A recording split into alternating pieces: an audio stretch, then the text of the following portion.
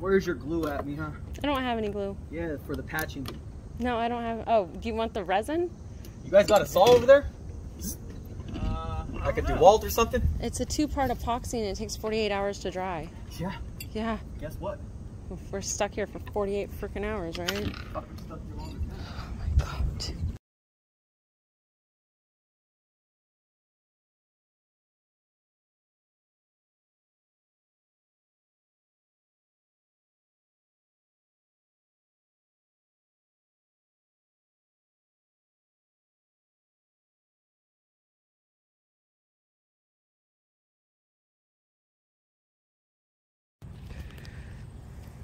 No, no more of this.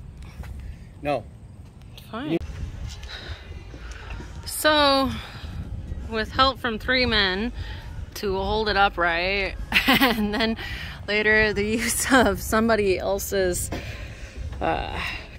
cat, because we got help from some very nice gentleman with a barge, we actually managed to get the damn thing up. However, the backstay is still not connected correctly, and we had to use the downhaul line as the backstay to get us over there. But look, it's up. Yay!